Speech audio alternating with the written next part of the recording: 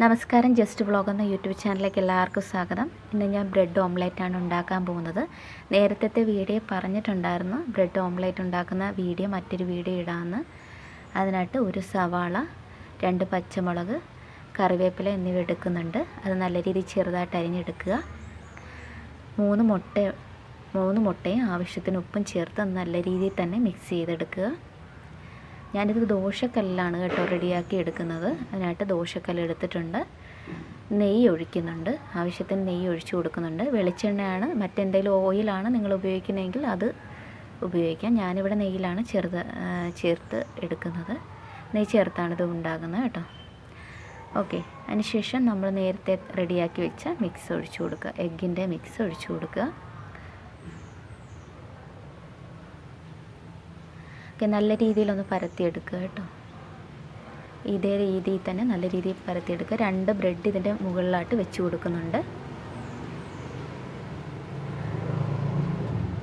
Okay, ഇങ്ങനെ നല്ല രീതിയിൽ തന്നെ എല്ലാ ഭാഗത്തും വരുന്ന രീതിയിൽ തന്നെ ഒന്ന് പരത്തിയെടുക്കുക.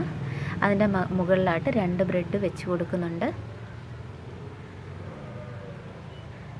ഓക്കെ, ഇങ്ങനെ 2 ബ്രെഡ് വെച്ച് കൊടുക്കുക. അതിൻ്റെ മുകളിലായിട്ട് നിങ്ങൾക്ക് വേണമെങ്കിൽ ചീസ് വേണമെങ്കിലൊക്കെ ഉപയോഗിക്കാം കേട്ടോ. ചീസ് ഒക്കെ മുകളിലായിട്ട് വെച്ച് കൊടുക്കണമെങ്കിൽ അങ്ങനെയൊക്കെ ചെയ്തെടുക്കാം. അതായത് ഈ ഓംലെറ്റിൻ്റെ മുകളിലായിട്ട് വേണം കേട്ടോ വെച്ച് കൊടുക്കാനായിട്ട്. ഓക്കെ, ഇപ്പം ഞാൻ ചീസൊന്നും ഉപയോഗിക്കുന്നില്ല. പിന്നെ നെയ്യ് എടുക്കുന്നുണ്ട്. നെയ്യ് ബ്രെഡൊന്ന് മുരിഞ്ഞ് വരണം ഈ ഫ്രണ്ടിൽ വെച്ച്. അപ്പോൾ അതിനായിട്ട് അതിൻ്റെ മണ്ടയ്ക്ക് കുറച്ച് നെയ്യ് ആഡ് ചെയ്ത് കൊടുത്തിട്ടുണ്ട്. അതിനുശേഷം ഇത് തിരിച്ചിടണം. നമുക്ക് 2 ഭാഗമായിട്ടൊന്ന് ഓംലെറ്റ് ഒന്ന് മുറിച്ചെടുക്കാം കേട്ടോ. 2 ഭാഗമായിട്ട് മാറ്റാം. അതിനുശേഷം മാത്രമേ മറിച്ചിടാവുള്ളൂ, ഇല്ലെങ്കിൽ ചിലപ്പോൾ പൊട്ടിപ്പോകും. അതുകൊണ്ടാണ് കേട്ടോ. ഓക്കെ, അതിനുശേഷം ഈ ഓംലെറ്റ് ആണെങ്കിൽ ഈ ബ്രെഡിൻ്റെ മണ്ടയ്ക്കോട്ട് നല്ല രീതിയിൽ ഒന്ന് വെച്ച് കൊടുക്കാം. അപ്പുറത്തെ ഭാഗം നല്ല രീതിയിൽ ഒന്ന് മുരിഞ്ഞ് വരട്ടെ. അതുകൊണ്ട് ഇതൊന്ന് നല്ല രീതിയിൽ ഒന്ന് ഇങ്ങോട്ട് ഫ്രണ്ടിലോട്ടൊന്നാക്കി കൊടുക്കാം ഓംലെറ്റ്.